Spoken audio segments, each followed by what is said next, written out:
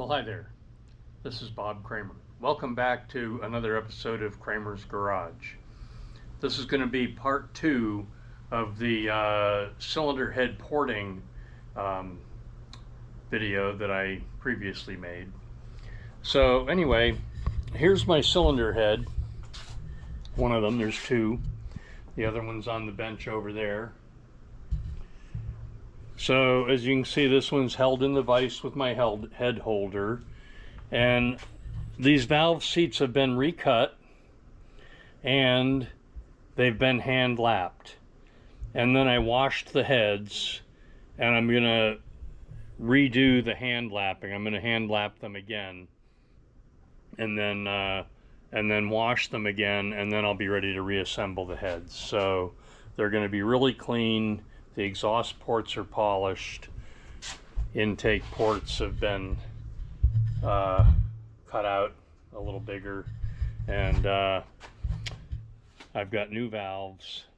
So since I'm using all new valves, in theory it doesn't matter which valve goes into which hole. But once you've started lapping the valves, hand lapping the valves, then it's very important to keep putting the same valve in the same hole.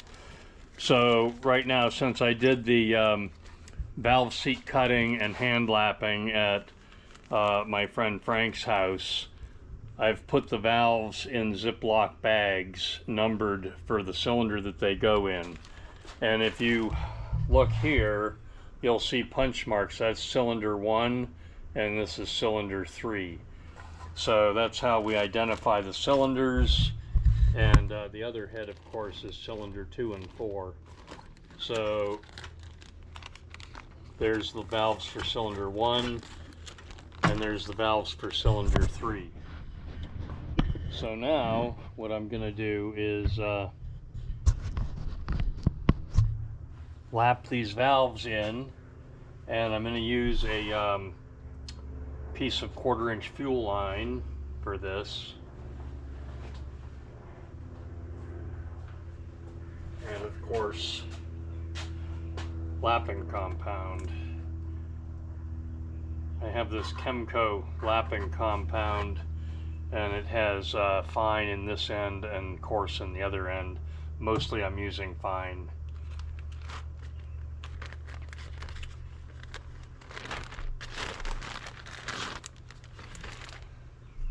So we'll start with cylinder 1 on the intake. So if you've never hand lapped a valve, and even if you're not doing any porting or polishing, but if you just want to make sure your valves all seal correctly, you can hand lap them, preferably after recutting the valve seats. And incidentally, we did do a 3-angle cut on this. My friend Frank is very precise on that, and we did a 60, a 45, and a 30-degree cut. Actually, we did a 60 and a 45. The 30-degree cut we could not do on this head because the cutter was hitting into the aluminum of the head. Okay, I'm going to tip this up a little bit like that.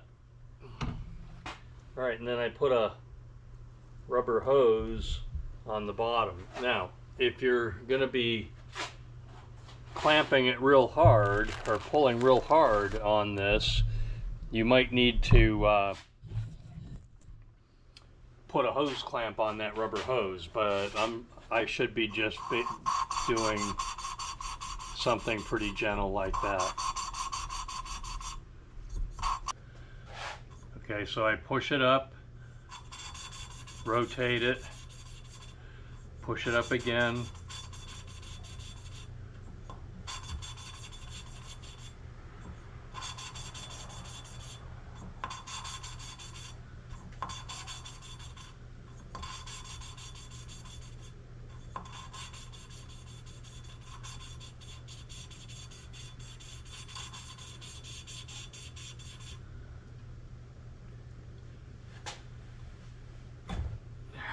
pull the rubber hose off, pull this out.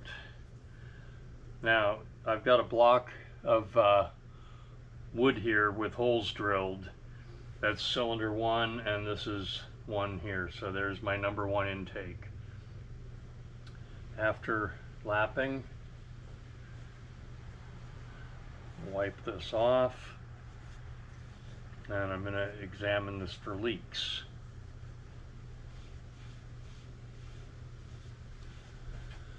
Now what we should see right now is a uniform gray band around that valve seat.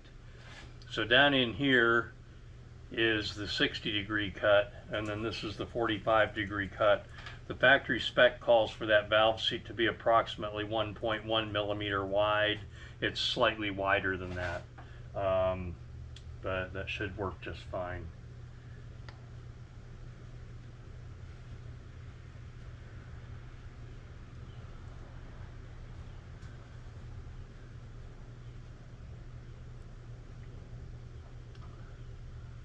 So there we go, we've cleaned it, and you can see again, you can see the uniform surface around the valve. Now to leak test this, I put it in the cylinder, or I mean in the port. And here's a quick, easy way to leak test it without assembling. You shine a light on the valve and get in a position where you can see completely up into the port.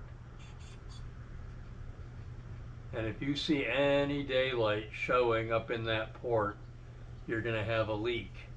And I can see right now that there's no daylight. Now, I'm going to change the camera angle again, and maybe you guys can get a better idea of this.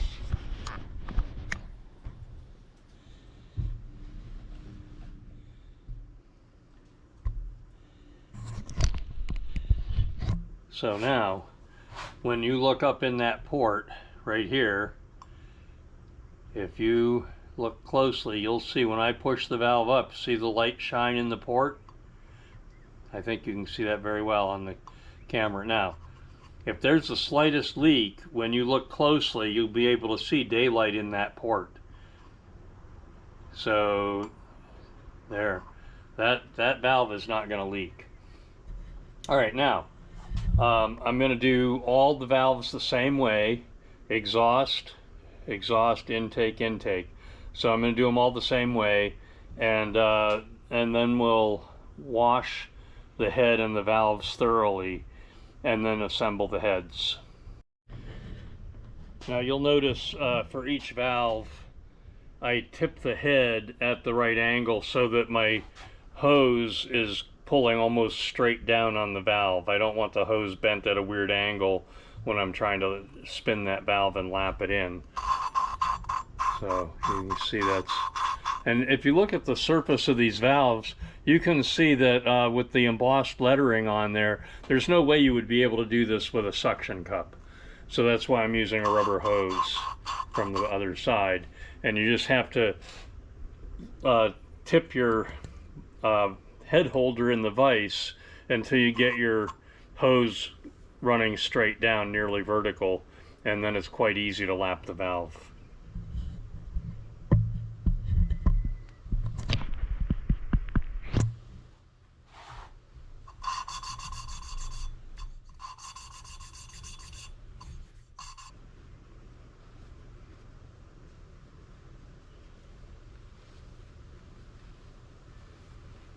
And of course the idea here is that you don't want your valves to leak at all. If the valve is leaking, you're losing power.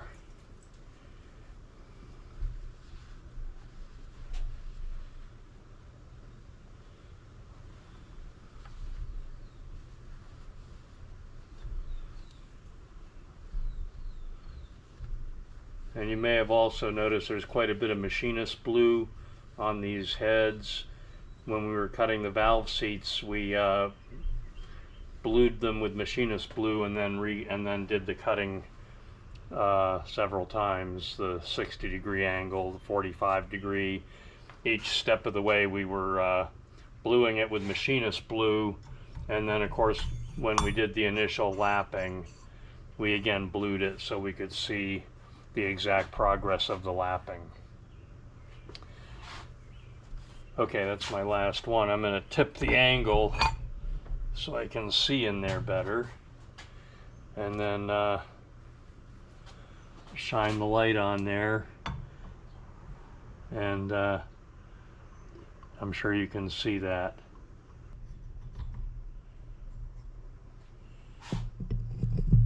There we go. The first head is done, and you see I've got the valves organized in this block. This is cylinder 2, 4, and of course 3 and 1, which I just did. Move that so you can see the number. Okay, so I'm obviously keeping the valves segregated. I've also marked with a magic marker on the face of the valve, but I don't trust that to not get washed off. But anyway, so I'm keeping the valves segregated with this block of wood with holes drilled in it. And so the next one is going to be 2 and 4. 1 and 3 are done. All right, before the, here we go, I'm all done lapping. Before the, and there's all 8 of the valves laid out in the block of wood. Okay, and so before I did this final lapping, I washed these heads in soapy water and blew them all out with compressed air. So now what I'm doing is I'm just spraying the ports and seat area with brake cleaner and wiping it out really good with a clean rag, because these heads are really clean, and all I'm doing now is making sure I've got all the lapping compound out from around the seat and the port.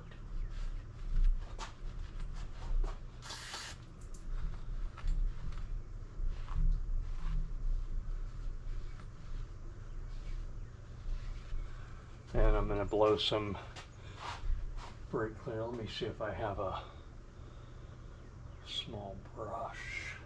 So to clean the valve guides, I've taken 3 pipe cleaners and braided them together, and I'm just going to lightly run those in and out, run that in and out of the valve guides with brake cleaner on it. You can't be too clean.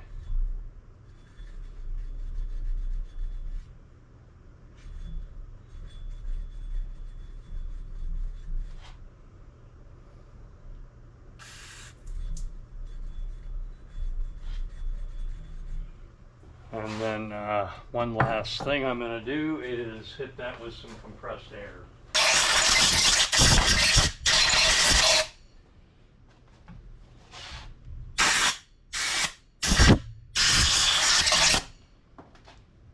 All right, that head is ready for assembly.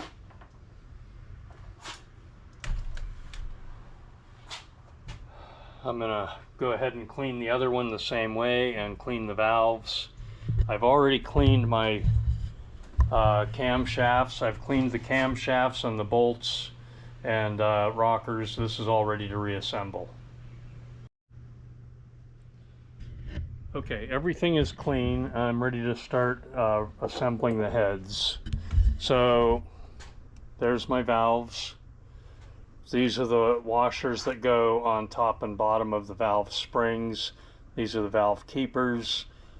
These are the valve springs, and you'll need a new set of valve seals.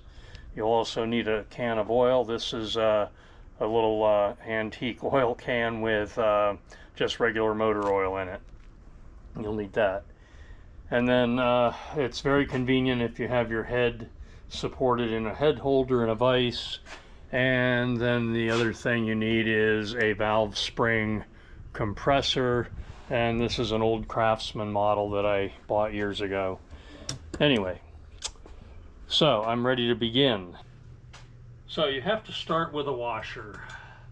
This cup-shaped washer, and I've got these washers sitting in a container with some motor oil in it. So they're clean and they're oily, and anyway, so that's that. So first you put that washer in, And I'm going to go ahead and put all 4 of them in.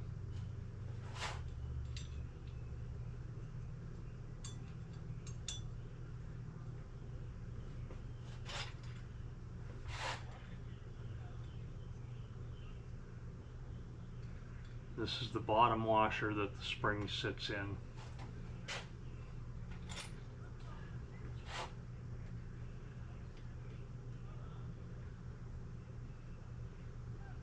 There. I think I'm going to rotate this 90 degrees.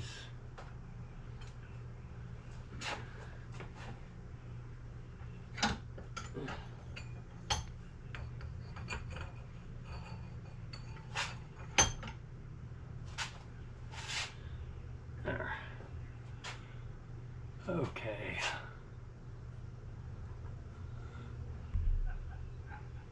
All right. So this is, I'm going to have to look at my marks to verify. This is number 3, this is number 1. So once you have the washers in, the next thing to do is put your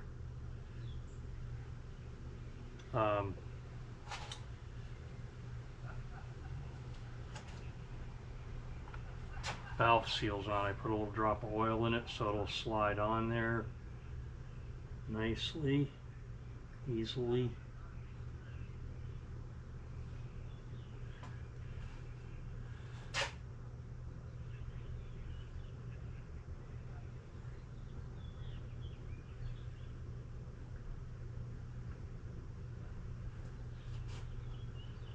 This part of the job I have done many times. The porting work is the only thing here that I've never done before. And cutting the valve seats, I've usually taken them to cylinder head shops and had them, supposedly professionals, cut my valve seats. However, I've discovered that the local cylinder head shop that I've been using does not do a very precise job. All right, number 1, we're going to start with the number 1 intake.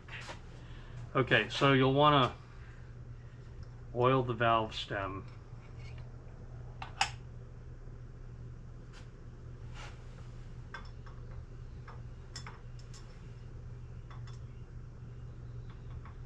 And when you go to put it up through the valve seal, you have to press the seal with your finger or your thumb while you push the valve up through. If you just push the valve right in there, it'll potentially dislodge the seal from the valve guide. Okay, and then the spring. In this case, there's 2 springs, an inner and an outer.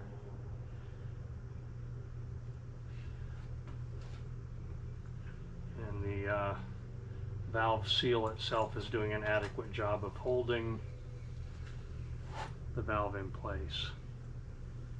Okay. So once you get that, then the next thing to do is to clamp the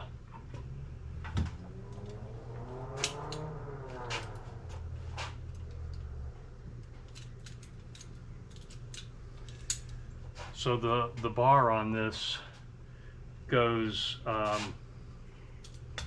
up under the valve face like that, gets in the center of the valve face, and then this claw foot goes like that. And then you can just squeeze this and it has a ratchet that locks it down in place. Once you have it there, just hold it so that this upper washer is concentric with the valve stem, and then you can take the keeper and drop it in like that.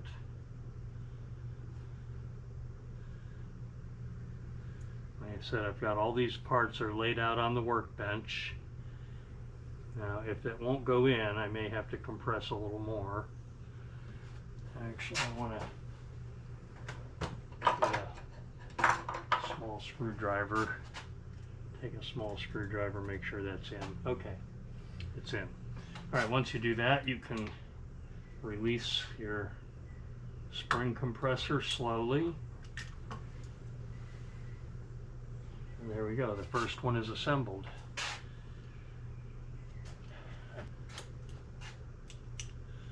That's how this works. It's a ratchet and you pull that back. There we go.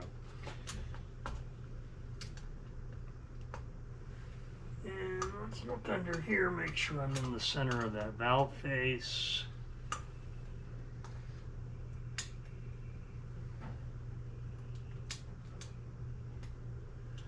There we go, and then I just hold that with one hand.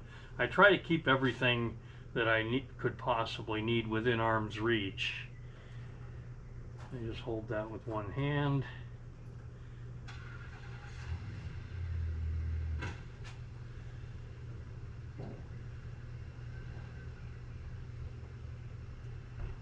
Like that.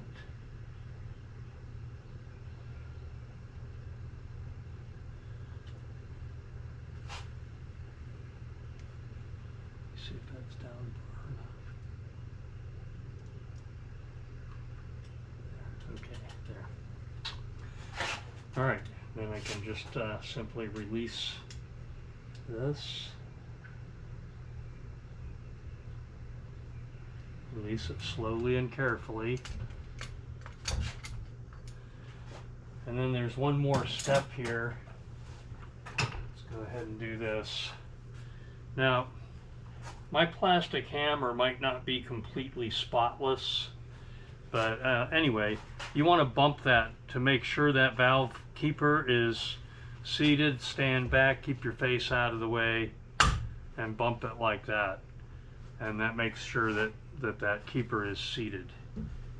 And I'm covering it with a paper towel because the face of my hammer is dirty. Easier to cover that with a paper towel than it is to wash the hammer, I guess. Okay, now I'm on number 3. Intake.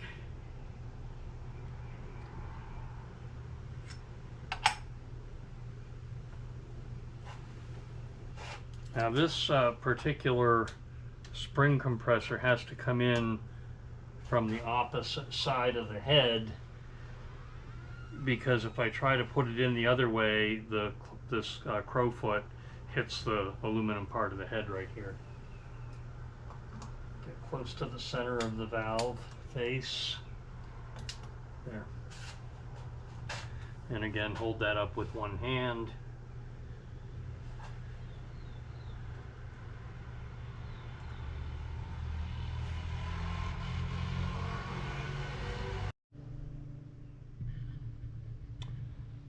Okay, here we are. The valves are all assembled in the heads. I've got my bench laid out so everything is in the right perspective. This is my left cylinder head, this is my right cylinder head. They're both facing forward. This is the front and the front on that one. The camshafts as well are laid out. This is left, this is right, and this is the front. Okay, so it's very important to have the parts all correctly oriented and going in the right place. So what you're going to need is you're going to need a new set of camshaft seals. Okay, I've got new seals. This is the end cap for the left side cam. It's going to go here. That does not come in the seal kit or the gasket kit, so I've never actually been able to find a new one of these, so I just keep cleaning it and reusing it. I put a little sealant on it. Now, you're also, speaking of sealant, you're also going to need a little bit of sealant. I'm using silicone RTV, and don't forget your dowel pins. There's 2 dowel pins in each cam holder. And if you've pulled these out with pliers or whatever, there might be burrs on them. So make sure you take a little file and clean off all the burrs so they're smooth. Okay, and I think that is about it. Oh, make sure you have an oil can on hand.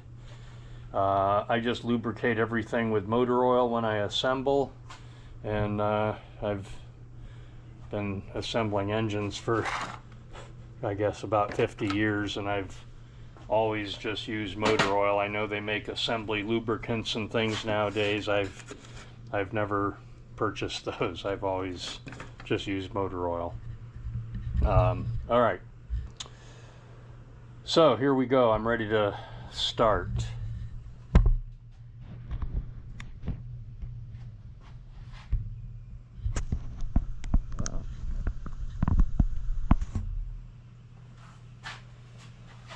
So the first thing I'm going to do is put a drop of oil on the dowel. Set it in the hole. These are a light press fit. I've yet to damage anything with this little hammer.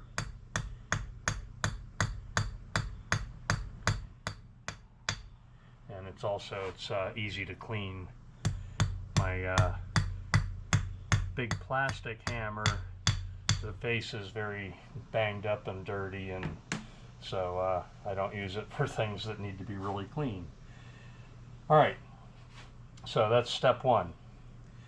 Step two is we're gonna oil the bearing journals. All right, once that's set in there and it's oiled, it should spin freely, and it should feel like it's floating on the oil. Okay. Wipe excess oil off of here, off of the mating surface.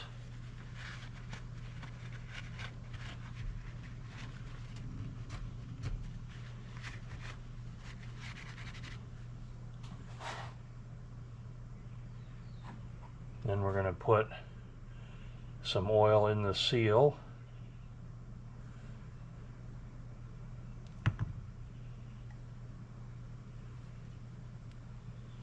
Like that.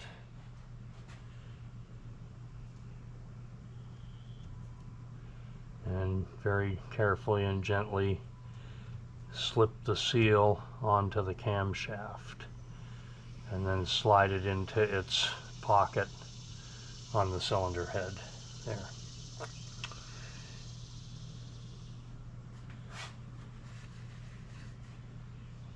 And then there is this piece here, and I'm going to put just a little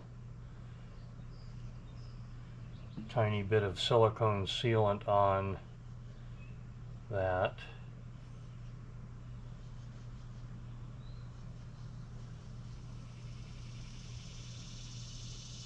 I'm just going about approximately halfway around.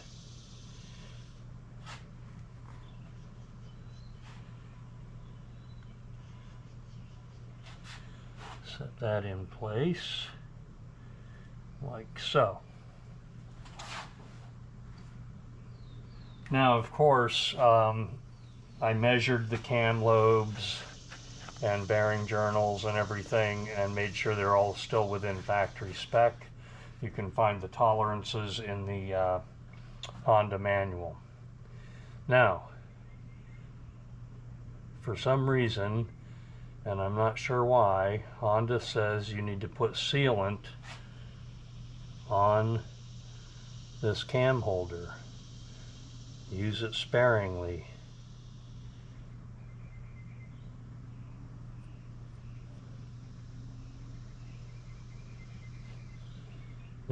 Honda makes a sealant called Honda Bond, which usually I use that, but I'm currently fresh out of Honda Bond, so I'm using RTV.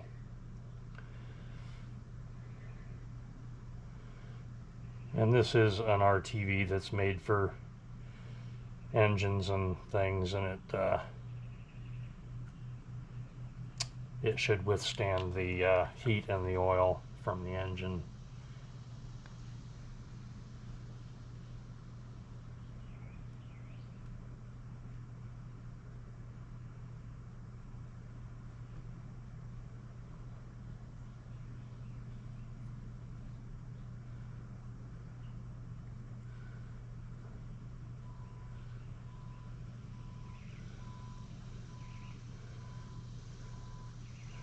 Now there's an oil passage right there. Make sure you don't get that plugged with your sealant. All right, now this is the back side that goes over that cap.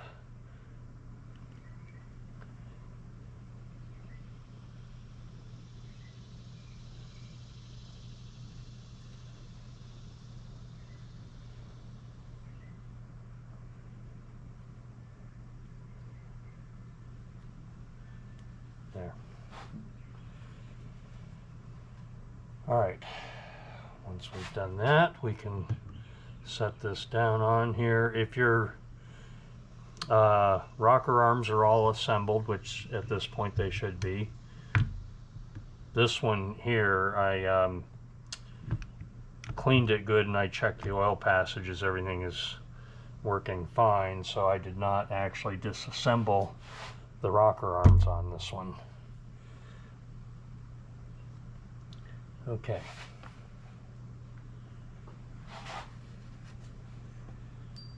Once we've done that, put a drop of oil on the bolt head threads, bolt threads.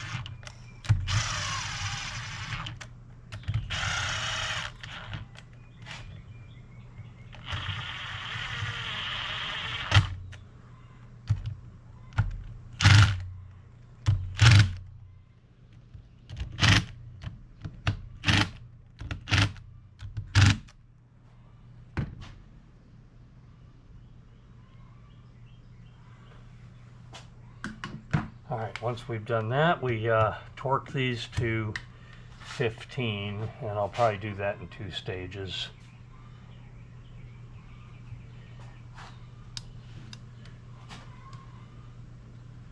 Ten.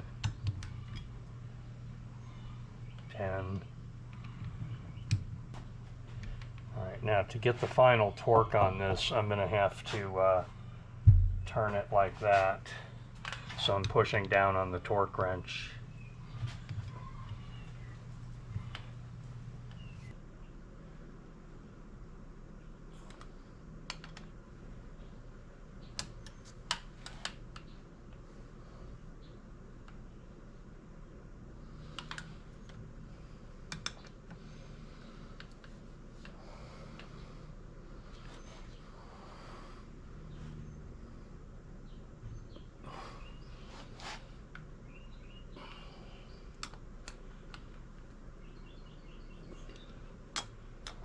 Back around one more time.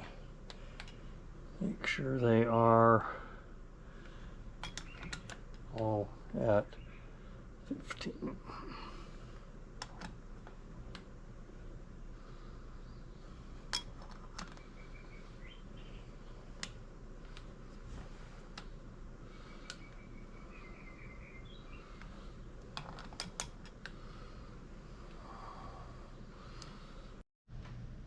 Okay, you can possibly adjust your valve lash while the heads are sitting on the bench.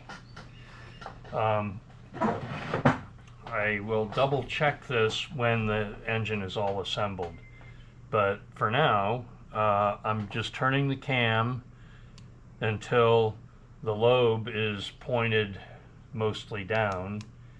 And I'm going to start with the exhaust side. Now the spec for exhaust is 5 thousandths, so that means 5 should be a go and 6 should be a no-go.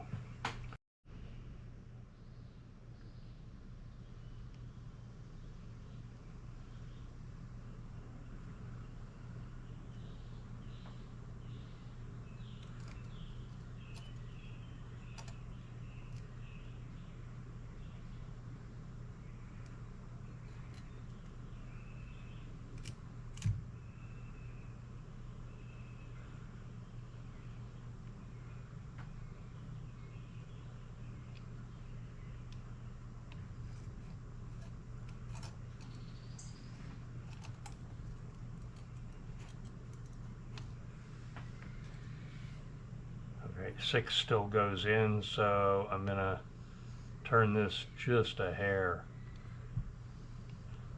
The difference between going and not going is very slight. There, 6 now does not go.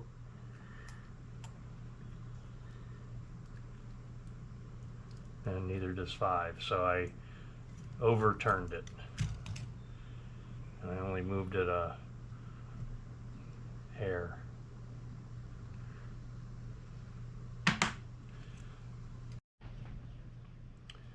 Alright, as we can see now, 6 will not go, and 5 goes snug. So we're going to do the same thing on all of these, and it's going to be, the tolerance is 5 thousandths on the exhaust and 4 on the intake.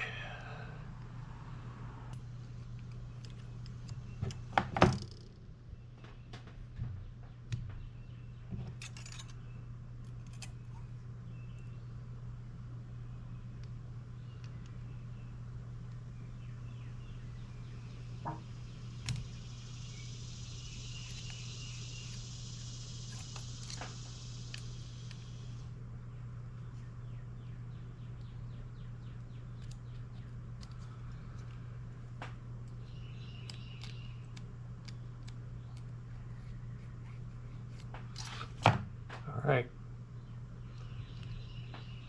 Okay, that head is done, ready to install. I will definitely recheck the valve lash after the engine's all together, but right now it all looks good.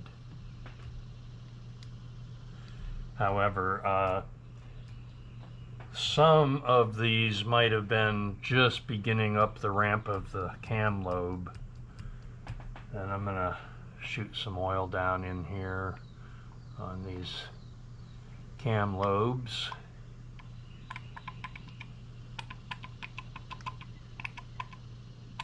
There.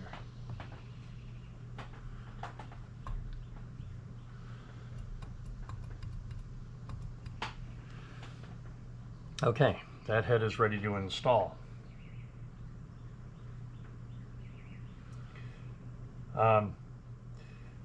Well, I think that's going to conclude part 2. I'm going to, of course, do the other head the same as the first one. In part 3, I'll be removing the engine from the bike and fixing oil leaks, going over oil leaks, and installing the heads. Okay. So, anyway, leave me some comments. Let me know what you think of my project. I'd love to get comments and feedback on this. I'm kind of, like I mentioned before, I'm breaking new ground as far as cylinder head porting. I've, of course, done basic valve jobs and assembled heads and engines many times, but not with this degree of porting and polishing. So leave me some comments, give me a thumbs up, like my video, subscribe to my channel if you want to see more. Thanks for watching. GoPro, stop recording.